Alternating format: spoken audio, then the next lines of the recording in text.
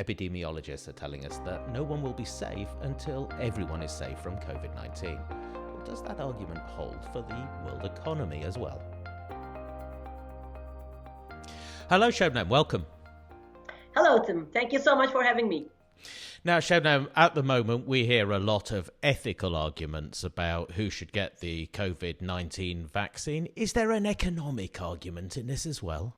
You got it right, Tim. There is a very important economic argument, and that's what we show in our new research. And we argue that this is not just about ethics and not just about being charitable, but there is an economic rationale here that advanced economies should make sure we have a global equitable vaccine distribution.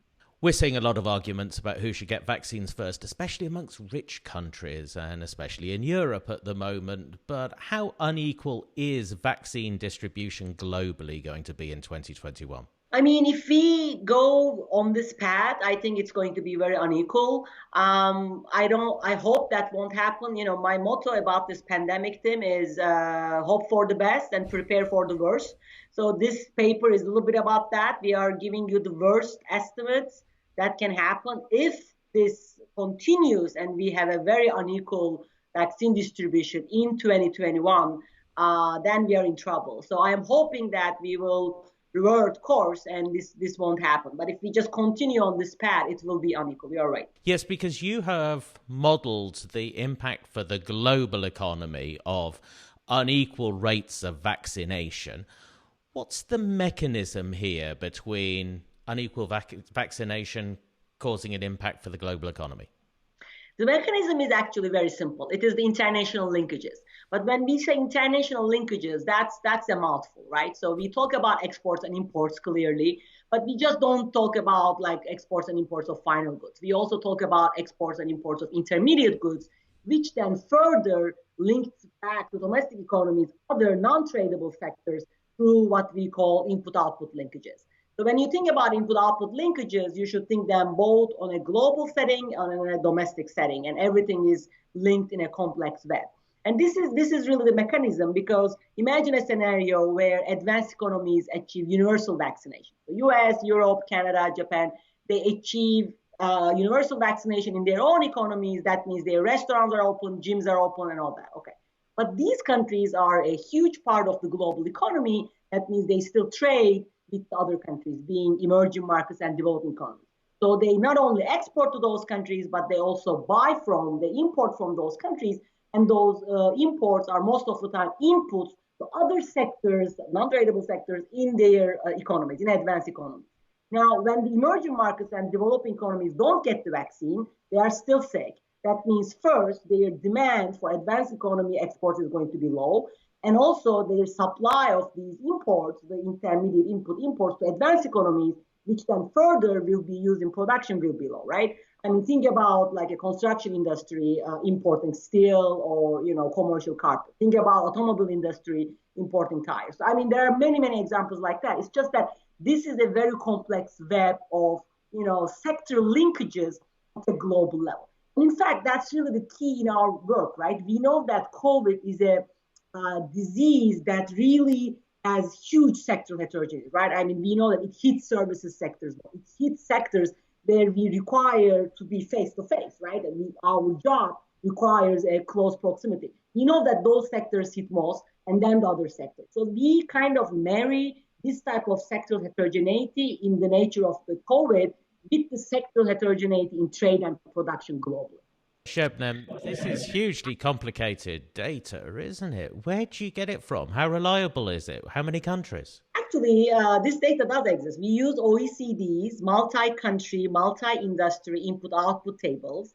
And this is basically 65 countries, 35 sectors, where, 65th country is the rest of the world. So for many small countries, they add up and then they give the linkages. But we cover pretty much everybody. And then sectors also, this is going to cover the, all the two-digit sectors. And it is kind of at a broad level, but it tells you very well, how you can easily shift from this world we are in right now. Okay, I can go to a restaurant, I can go out, to a world where, I can do all that now because I'm vaccinated in US, but wait a minute, I can get these parts for my company because, I get them from Brazil or Turkey because their, demand and supply is down. And it is important to take this down to the sector level and to model it in that detail. Exactly, because then you match it with the epidemiological model. We have a full-fledged epidemiological model, which is known as SIR model. These models are the ones that give us those figures of, infections and lockdowns.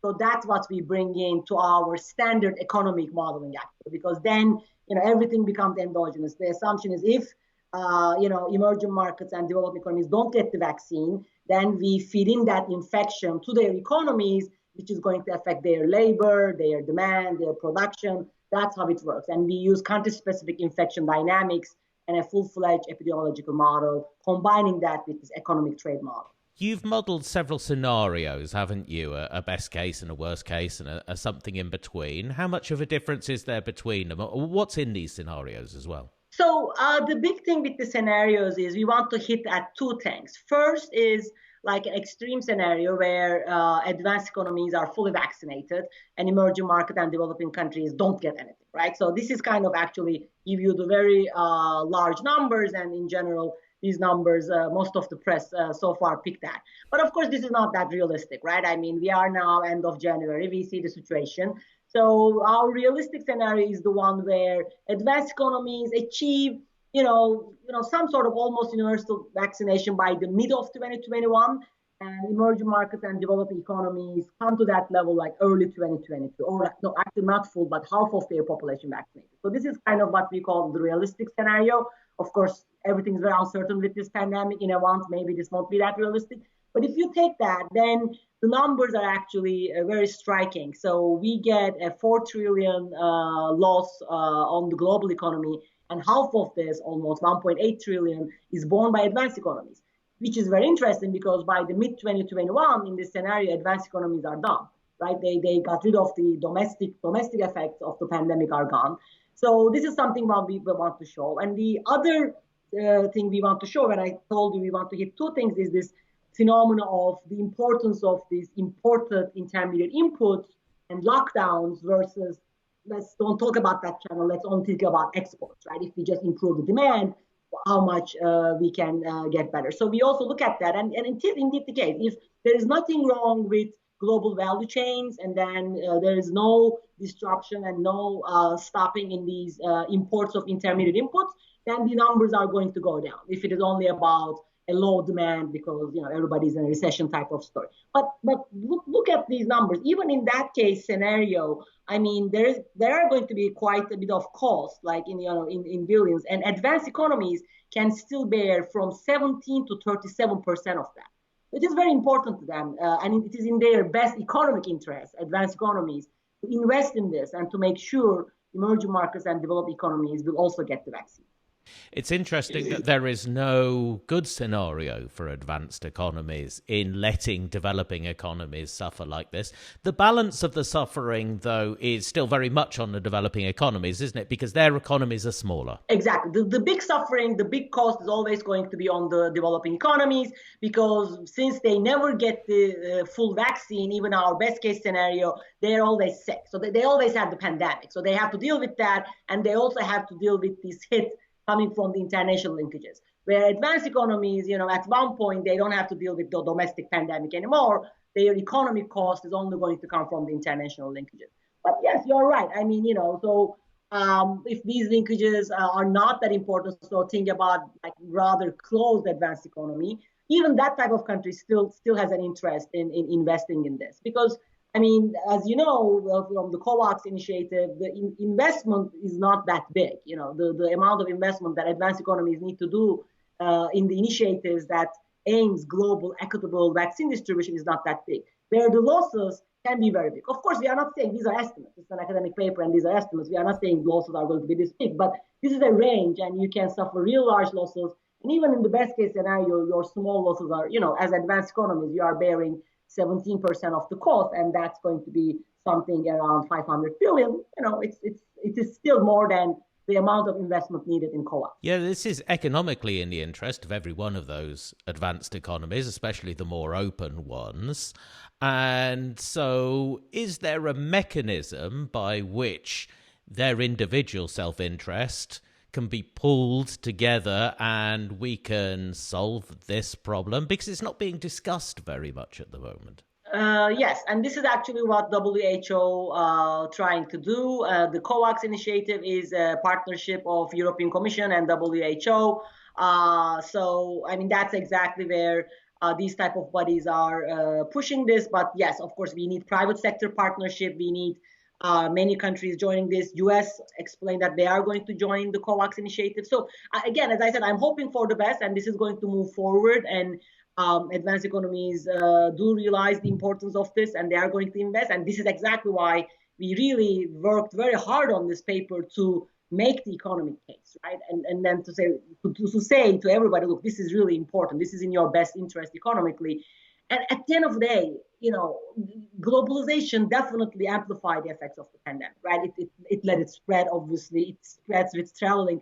But what we are saying is globalization is also the only solution to this. If we really want to get out of this, we have to use tools of globalization. We have to take a multilateral approach to this, and we have to ensure an equitable global vaccine distribution. That's what's going to decrease the economic costs globally and for advanced economies.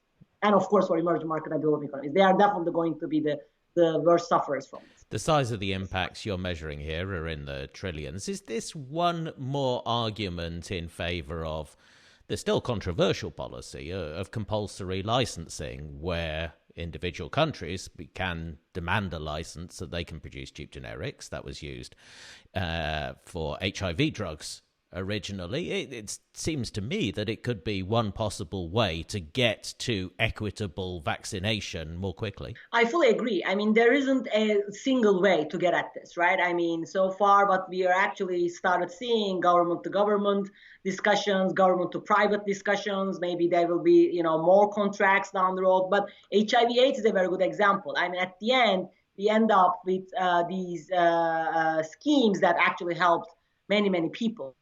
We have to find alternative ways of investing in this initiative with different partnerships being formed, and just to all of us work for the same goal to achieve the global equitable vaccine distribution. Well, Sebnem, I see that your paper is getting quite a lot of attention in the press and presumably from policymakers as well. So let's hope it has the impact that you're looking for. But thanks for taking time to talk about it today. Thank you so much, Tim. This has been a pleasure. The paper we've been talking about today is called The Economic Case for Global Vaccinations, an epidemiological model with international production networks. It is a CEPR discussion paper, this one. It's number 15710. There's also a VoxEU article based on the paper, and that's called Economic Costs of Inequitable Vaccine Distribution Across the World. Well, thanks for watching. Remember, you'll find plenty more new research on the impact of COVID-19 in COVID economics, and that's free, it's open access at cepr.org.